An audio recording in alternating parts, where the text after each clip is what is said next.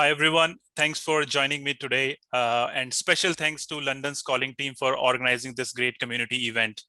I'm really excited as this is my first talk at London's Calling, and I'm really looking forward for your feedback and the learnings you'll get out of this presentation. So today's session is all about improving the mobile experience using the field service URIs, which are kind of a special URL, and we'll talk more in detail in later slides. And I'll also do a high-level walkthrough of Salesforce field service. But before I actually start and we move on further, I just want to start with why this topic and why I decided to create a presentation or a session on this topic. In field service world, we know that the field technicians are the people who are not exposed or not familiar to the technology at the extent as we are. We are in front of the technology every day to 10 hours, so we know technology more than them. But the problem with them is that they are not exposed and they are not familiar.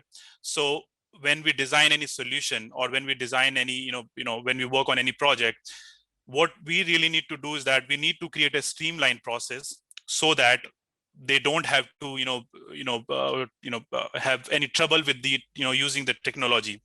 And imagine a situation that in field service world, because they are on the field and they are doing their job, and if you are using multiple field operations app, and they have to move from one app to another app or jump from one app to the another app, and it's making their life more like miserable. So what we need to do is that we want to streamline this process, and at least we can save some clicks so that when they are on the site or when they are doing their job, they can actually save some time. And another problem for this scenario is that they do the same job again and again. It's not that just in the morning they'll do the same job, in the evening they'll do the same job in the morning. So for them it's really important that we streamline the process and we save as much time as we can save for them. And this is one of the area which we can improve in field service lightning using the field service URIs, and which I'll cover in the later slides. So yeah, before starting again, just a quick introduction about myself. My name is Vijay Chaudhary, and I'm an implementation consultant working at Make Positive. It's been 4.5 years working at Make Positive, and I started my career in 2013, and then moved from automation to Salesforce. I moved to London in 2019, mid 2019, and since then, it's been the pandemic. So yeah, I'm just enjoying the time here.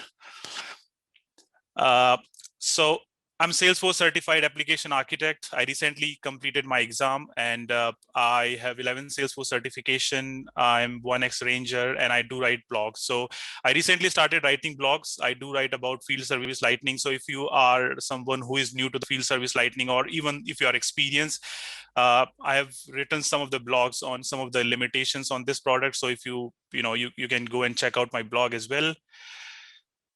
Okay, so let's have a quick agenda for today's session. So this is the agenda. What I'll cover high-level Salesforce field service. So I'll walk through the process about what is Salesforce field service, what are the different components and how they interact with each other. Then we'll see the mobile deep linking, which is the main topic for today's presentation, using the field service URIs. And then at the end of the day, at the end of the presentation, we'll see the demo. All right. So let's start with what is Salesforce field service. So Salesforce field service, it's formerly known as field service lightning. So if I say field service lightning, I mean the same thing, Salesforce field service. It's been renamed recently. It's one of the leading field service management solution. And it's not just that I work on Salesforce, that's why I'm saying it's a leading one. You can go and check out the Gartner report and you can see the detailed explanation that what are the different features comparative to the other competitors, and it's one of the the best tool in the field service management domain you can have. And this entire solution is designed keeping in mind that for the field technicians especially, because they do day-to-day work on site, and they have to have a real collaboration using this tool. I mean, with customers as well as the dispatchers, and we'll see that process in just next few slides. So this Salesforce field service has three main components. the very first component is the Salesforce platform itself. So as part of the Service Cloud offering, we get case management and different features which we use as part of field service. And then on top of the platform, we have the managed package installed, which is a Salesforce Field Service Lightning package. Once we install this, so for example, if you're working in a sandbox or in a production, you need to install this package, and once you install, you'll get the access to the features like scheduling, optimization, and many more features. And there is another part of this solution, which is the mobile app, and that's what one of the topic we'll cover today. This app is used by the field technicians and the professionals who are actually working on the field, doing their day-to-day job, and just to make their life easier, we have this mobile app. So now we know that what are the different part of this solution. We'll see that how these different components interact with each other. So let's have a quick high-level process overview. So imagine that as a customer, you had an issue, or you have some problem with your product, or maybe you have purchased some services and that's not working as expected. The very first thing you do is that you try to contact the service provider. The way of you can contact them, there are different mediums available. Within Salesforce, you can contact them via email. You can send an email, which will create a case in Salesforce. You can also call the support agents using the phone number, and you can also contact them via the filling up a form on the website. So you can visit the service provider website, and then you can just complete the form over there, which will create a case in Salesforce. Now, once the case is created, the contact center agents and these service agents, what they will do, they will create a work order for your problem or for your issue which you are having, and that work order then will be forwarded to the dispatcher. Now, dispatcher is again a same desktop user. The only difference between a service agent and the dispatcher is that dispatcher is more knowledgeable or more, the person who actually understands this field service solution, and they use the field service managed package. Contact center agents will use the Salesforce as part of Service Cloud, but the dispatchers will use the managed package features and functionality to build the job for the field workers, and also for your mobile technicians.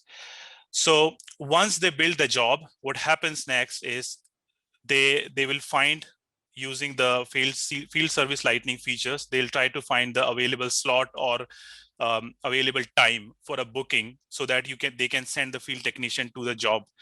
And once that is done, they will the field technicians, who are the end, the last part of the solution, they will receive the job using the mobile app, which we seen in the last slide. So they receive their job on the mobile, they will see a notification, and then they can actually update, they visit the job site, they can update the job, and like perform their day-to-day activities, like updating the job status, or maybe having communication back to the dispatchers using the chatter feed, or sending some email outs, or generating the reports.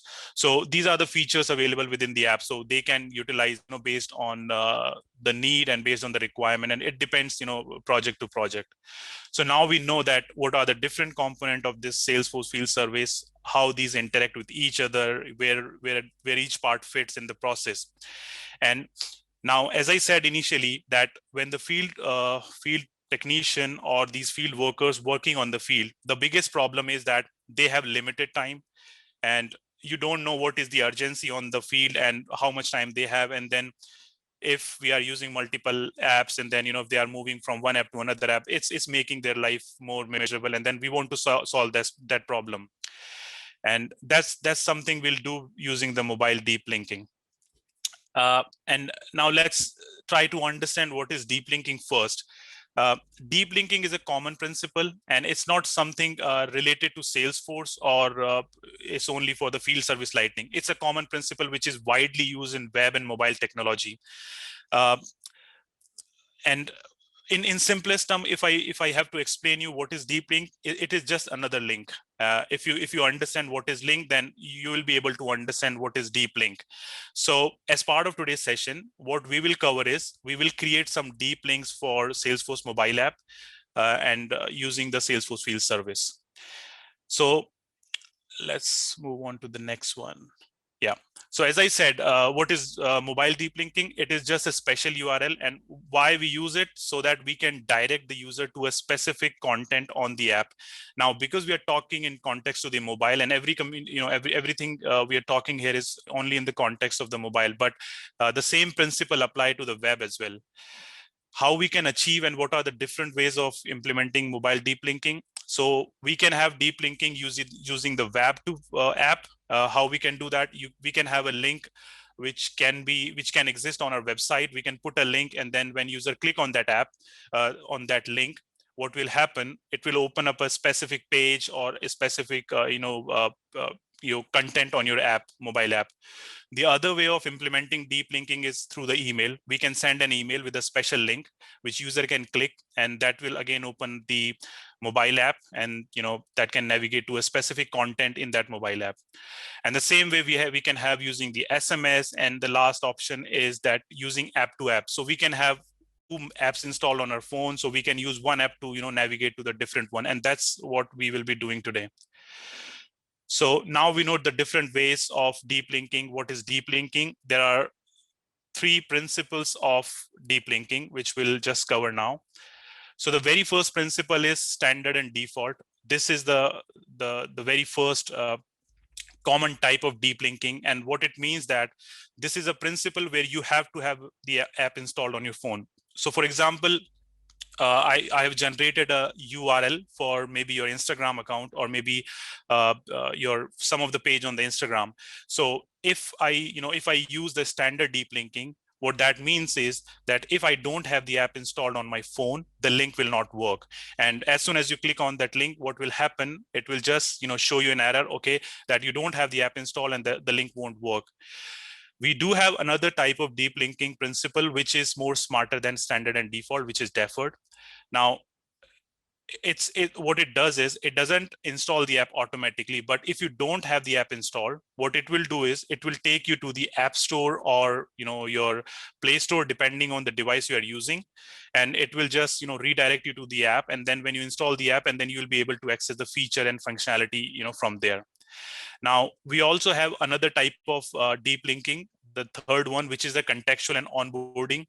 And what it is the combination, not combination, it is either standard or it's either deferred. So it can be standard or deferred, but not both at the same time. Plus we have some additional parameters. So for example, you want to track for your marketing activities, you want to track some information from user's device, or maybe from user's activity. So you can add some additional parameters to the link, so that when user click on that link, you can get more information about, like, maybe the device information, location information, or how they're using the the device. So we can get those information using the contextual deep linking. So these are the main three principles which are used in the mobile deep linking. And the one which we will implement today, or we'll see the demo today, that will be the standard and default. So we will make sure that we have the field service and Salesforce mobile app installed on our phones.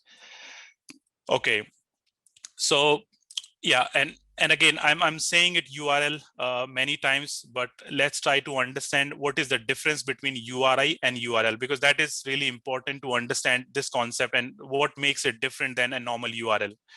So what happens? URI is again a unique resource identifier, same as URL. So URL is again a unique resource locator.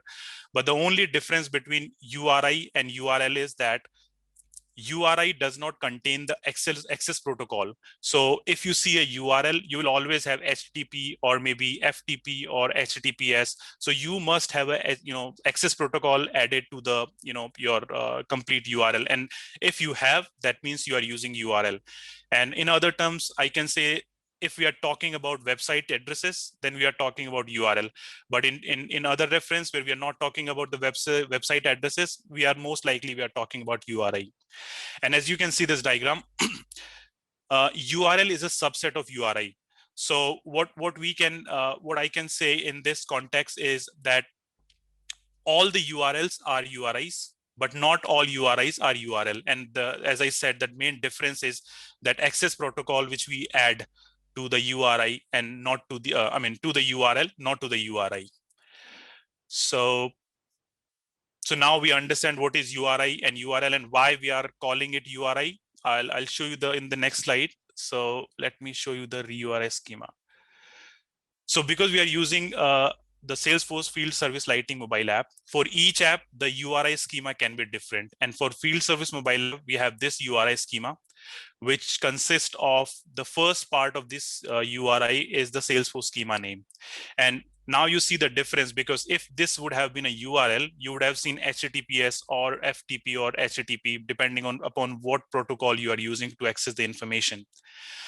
So this is the Salesforce schema for field service. But if you use the same concept on Salesforce mobile app, this is the URL or URI schema for the Salesforce mobile. So you can see that in Salesforce mobile one, it's a Salesforce one. And for Salesforce field service lightning, it's .com.salesforce.fieldservice. The second part of this URL is known as the version of the deep linking, which is a static value. The third part of the URL is the instance of the object, Salesforce object. Now, what all objects are supported here? Everything you can access in Salesforce Field Service Lightning. So, for example, you can access work order. You know it will support work order. You can access service appointment. You can access product. You can access work order line items. So you can use any of these objects to generate the URI schema. The next part is the record ID. So for example, you want to perform or you want to redirect a user to a specific work order. So you'll need to pass the record ID so that it can identify which work order to navigate. Next part of the this URI schema is the action. So what exactly you want to do? Sometimes you don't want to, like, not only you want to redirect the user to work order, you also want to perform certain options like launching a quick action. You can launch a flow, you can launch app extensions, and you can also have you can view the record, edit records, and view feed or something like that. So these are some of the supported items. Not everything is supported, but there is a full list of these actions available, which you can check on developer.fieldservicelightning.com. So now this is basically the simple URI schema, but you can also add some additional parameters. For example, when you redirect the user from one app to the another app, and then you perform some transaction, like you want to complete a payment. So you can actually add on some additional parameter which can be returned using this URI. So what are the parameters which are supported? You can have URL, you can have number or currency. You can also have a Boolean value and the date time encoded URL. And also you can add multiple parameters, which we will see in the demo, that how we will add the parameters and how we'll pass these different parameters to our from the in the deep link which we will use in the demo. So yeah, so that's all the slides on what is deep linking and what are the different type of deep linking and everything. So let's see the the deep linking into the action. So I'll just connect my different monitor. Just give me a second. Okay. So what we will do now is we will create a normal work order, and we will dispatch that work order to the field technician. And then using the field service mobile flows, we will have a flow which will be used on the mobile app. From the mobile app, we will navigate to the Salesforce. We will complete a payment transaction, and you will see that there will be no interruption from moving from Salesforce Field Service Lightning to Salesforce One mobile app. We'll complete the transaction, and then we will come back to Salesforce Field Service Lightning with all the details. Okay, so now what we will do is we'll create a work order for the field technician, and then using the field service mobile app, we will perform certain actions, and then we will see that how we can navigate to the Salesforce mobile app. So I'm just creating one work order. So let's see. The work order is created. Now let's move to the field service mobile field service dispatcher console. So you can see the service appointment for that work order is created, and you can see the service appointment is automatically scheduled. And let's dispatch that appointment.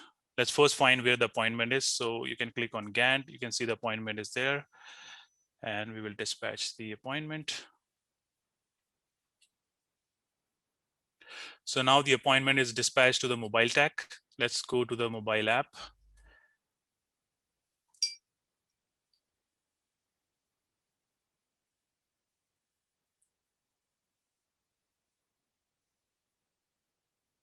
Okay.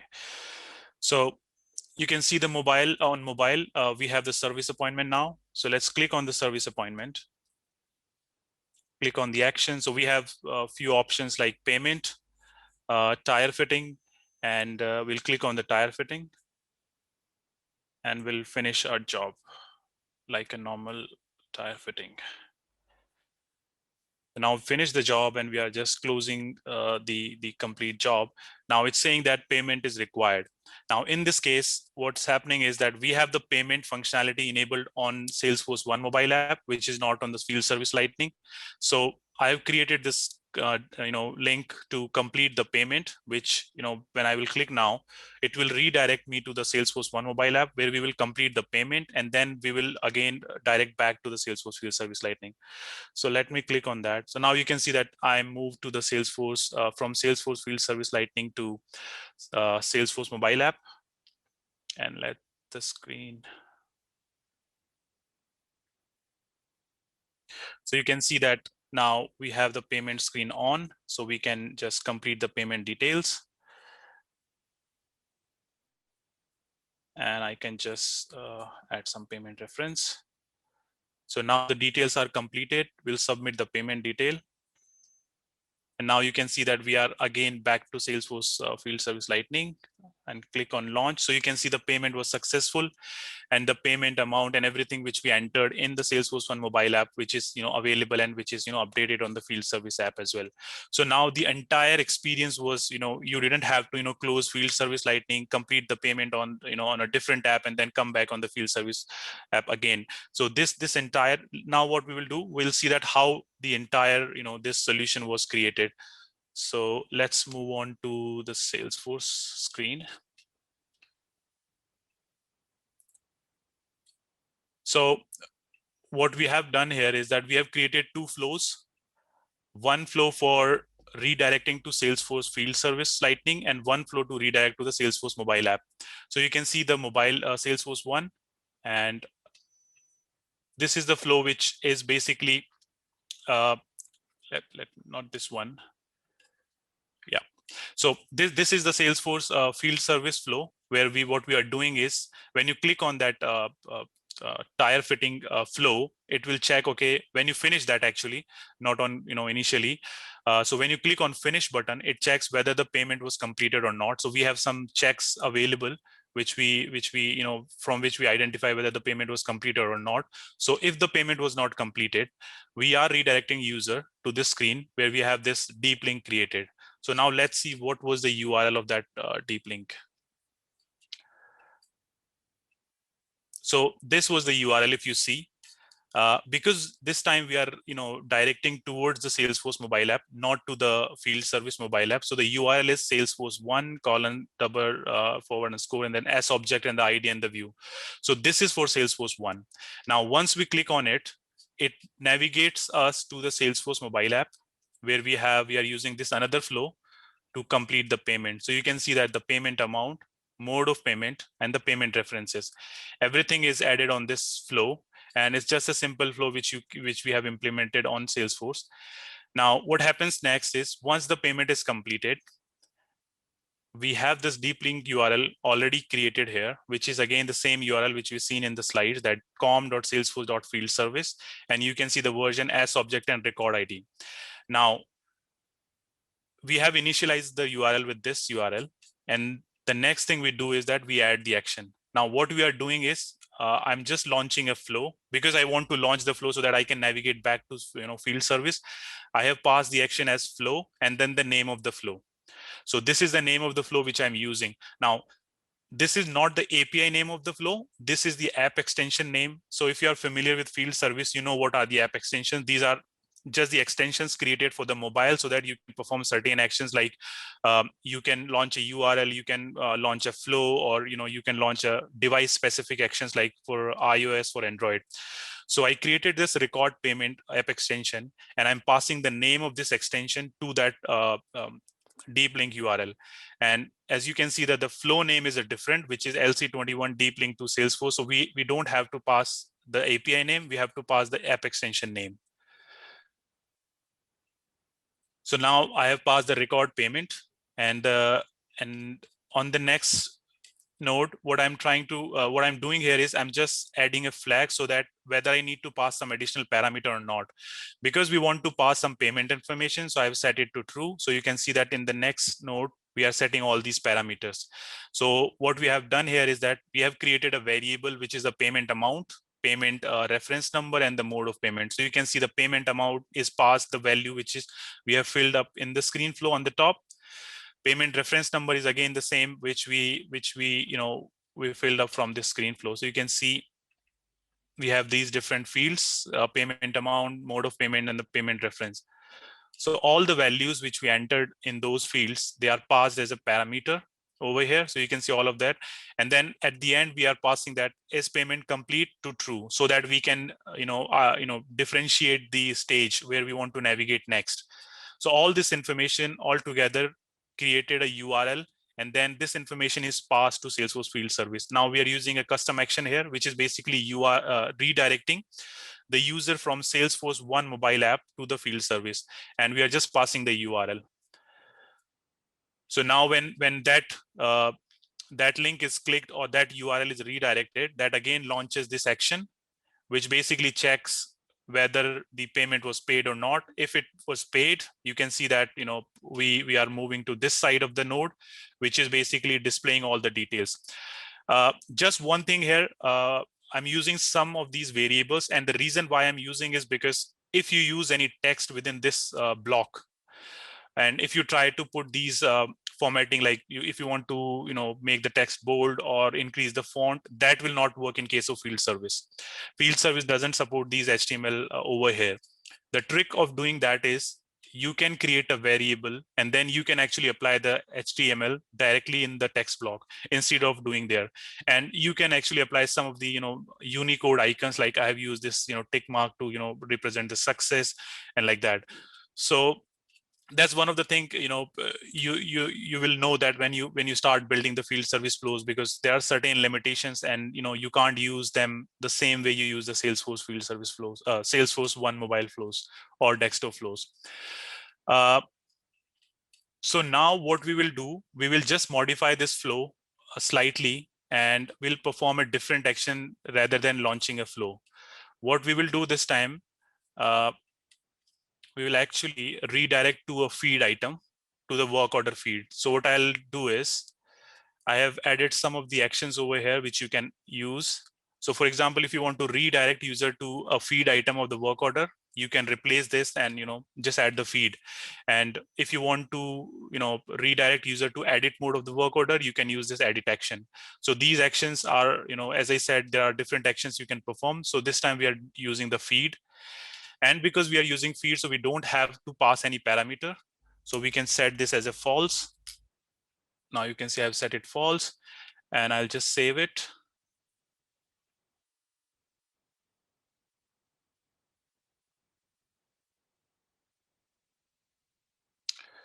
So now what we will do, we will just refresh our app, and we'll launch it again.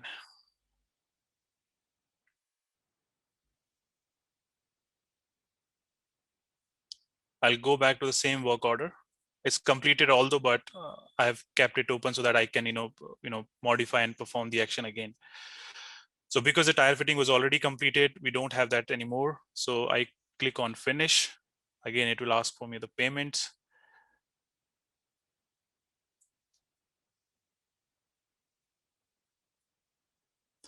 Now you can see we are on the same screen again. And I'll just pass the payment reference. And this time, if you see that we didn't launch that flow, and now we are on the feed item of the work order. So you can see, you can redirect, user to a feed item. Also, sometimes if there is any problem with this URL, what will happen is the default behavior is that you will be redirected by default to the overview tab. So if there is anything wrong with your URL, or you have added some extra characters, or there is special characters are added, it will not work the way you expected, because it will just move to the default behavior, which is the overview tab of the record ID. So yeah, with that said, that's pretty much I wanted to cover today. And I hope this will be helpful, and you'll be able to apply the same concept, and you'll be able to use the same concept. What we have done today is just a simple flow to flow transaction, but you can use the same concept or same principle to achieve more complex or more difficult requirements as well. So I hope that will be useful for you. And so thanks again for joining me today. Yep.